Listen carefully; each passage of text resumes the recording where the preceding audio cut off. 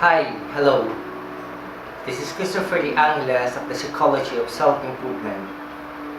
Today, what I would like to share about in this video blog is called Self-Improvement Worksheet by Heart. So, again, meron akong kodigo just to guide me on what I'm going to share to you today in this session about having a worksheet and how it can help you in terms of self-improvement. So what we're going to talk about is what is the importance of having a checklist or a worksheet for us to improve our self-improvement daily routine. Ito yung magiging guide natin on how we should be able to have a progress in order for us to realize if we have a goal, then we must have a checklist or a worksheet wherein we could monitor our progress. A worksheet serves as a guide towards our daily activities on how we progress. So in this video blog, what I'm going to share to you is why we need a worksheet and do it by heart. If we are really serious in improving ourselves through the psychology of self-improvement of self-psyche, everyone knows, or even a student has a guide or a manual before he goes to school. So in self-improvement, a worksheet is important to check the way of what we are doing. So the number one tip that I'm going to share to you is to have an effective work ethic, or to check our action if you want to do something is, number one, we must get up early in the morning. So getting up early in the morning is a fresh start for us.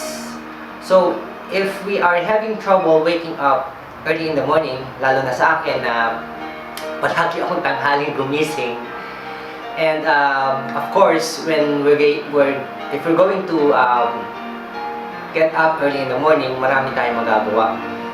Why it is important to wake up early in the morning? Kasi when we have a sufficient sleep, and if we wake up early in the morning, if we have an activity, it able us to finish our daily activities early. Or when we get up early, there is a fresh start for us. It brightens up our day. Not only that, it helps us to finish our work quickly. Getting up also early in the morning is a healthy thing for us also, because when we wake up early in the morning, everything is fresh, everything is fine, and everything is cool. And when we catch up the sunrise early in the morning, ang gandang ang gandang tingnan ng surroundings natin when everybody is fresh, everything is okay, and it refreshes our soul. Not only that, getting up early in the morning is also giving us a good start to start our activities effectively. And the number two in my checklist or worksheet is eat a healthy breakfast. After we wake up early in the morning, the first thing we should do is to eat correctly or eat healthy breakfast. Why it is important to eat a healthy breakfast? When we eat a healthy breakfast, it energizes us, and it also gives us an extra mileage if we're going to do a heavy task.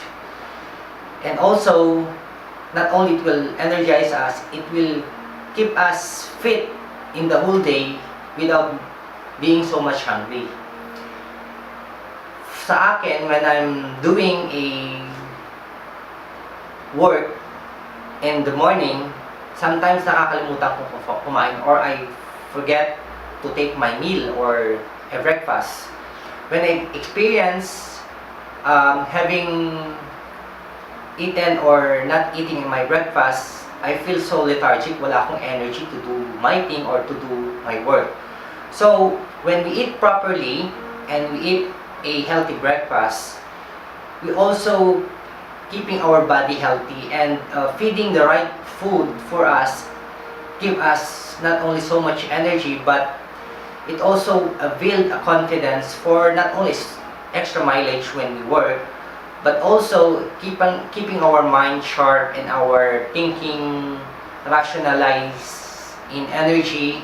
And of course, when we have a healthy breakfast, it also keep us away from sickness rather. So eating a healthy breakfast is really important. The number 3 in my checklist is, I think I have to do this a lot. Smile a lot. When we smile to a certain person, kahit hindi natin kakilala, and have an eye contact with him, just a smile or just a smile like this, it lightens up the situation. And of course, not only it lightens the situation, it also bring a solid confidence that we communicate to other people, hey, I'm here, I'm a human being, and perhaps we should realize that smiling form a correct communication towards other people, that we are building a solid rapport, the importance that, hey, I'm here. I'm saying that sometimes saying a certain language that I need you, and I cannot smile if I cannot see another person. So smiling a lot boosts your confidence and gives you a lot of encouragement when you speak, and it builds a strong relationship towards your friend or any coworker, and to any stranger that we pass by as we go along our way. And of course, the most important thing is when we smile, it builds a brightens day, or it lightens up. So keep smiling and keep shining whenever we have the chance, and when we smile, opportunity also smile for us. And the number 4 in my checklist, again, I have to look at my código or guide script. Hindi maiwasan sometimes to forget what we're going to speak about. Anyway, let us continue with number 4. And number 4 is about write an effective goal. When we get up early in the morning, we are fresh enough to do things that we would like to do. And if we eat a healthy breakfast, it energizes us.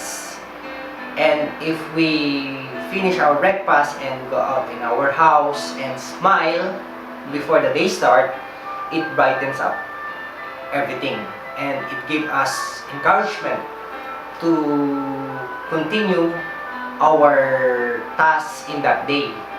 And of course, number 4 is about write up an effective goal. Writing up an effective goal is a guide in your worksheet where you want to accomplish that day, your activities or something that is very important. Writing a goal serves as a guide on how we do things quickly, and it will also energize our activity if we have a certain point of goal, if you want to accomplish something that day. And also when we write a goal, it also not only brightens our day, it also helps us eliminate some problems for us to accomplish, and it serves as an example also if we want to do things in a very organized way. So writing up a goal serves as a motivation towards bringing up something very important. not only it hasten up the things that we want to accomplish, but we minimize the mistake if we want to do it in a quicker way, or having some fun with it and saving an ample of time towards another task or another very important activities to accomplish. So writing a goal or writing your daily activities during that day, it will serve as a correct procedure how to accomplish things very quickly. And number 5 in my little código or notes is a checklist worksheet. Once we're able to have an effective task sheet, an important thing in number 5 is to check our checklist or worksheet if we accomplished something that day. So if we have a checklist in our way or in our notes, and keeping in reading it and evaluating it, serve as what we have accomplished that day, and it also serves a guideline for us of what we have already done.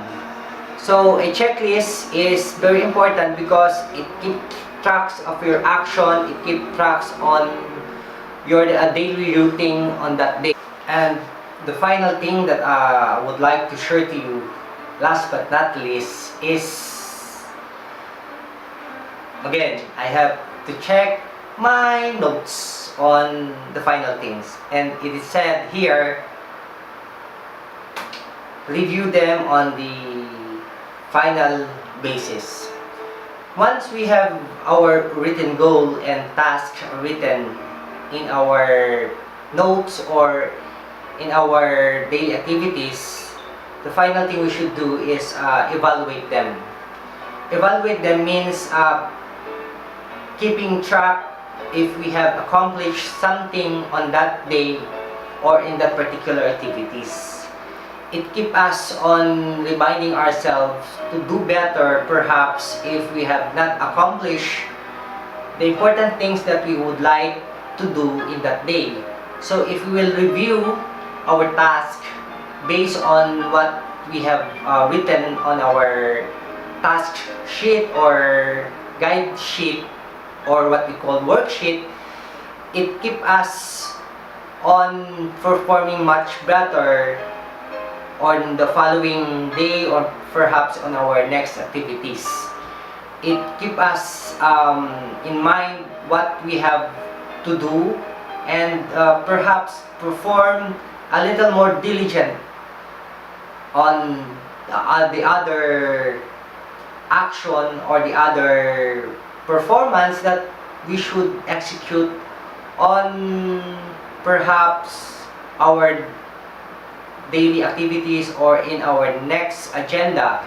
So evaluating our worksheet or task sheet is important because it improves ourselves better in terms of performance, in terms of evaluation, and in terms of a very critical thing on what we would like to do, and give a better example or a better execution in our goal or any other task that we would like to execute, and perhaps in the future it will become habitual to us to check on our daily action.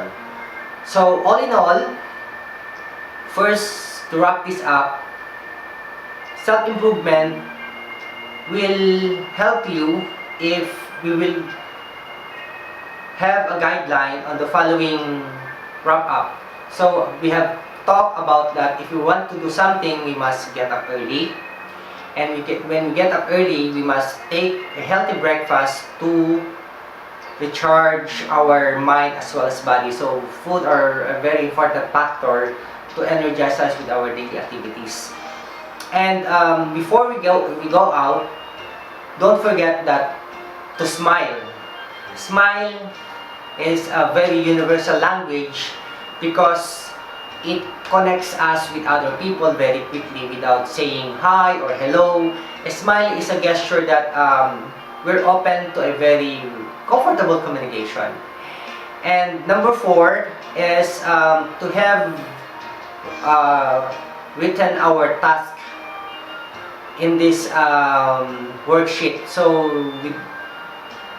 we don't forget our daily activities that particular day. So a worksheet will serve us, or a note will guide us on the things that we need to accomplish in that particular day or in any particular situation.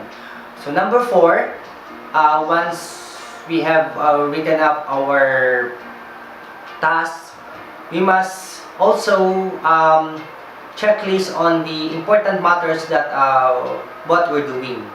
So, and last but not the least, we must evaluate or review if we have already accomplished those things that we have written up, or we have accomplished that particular event.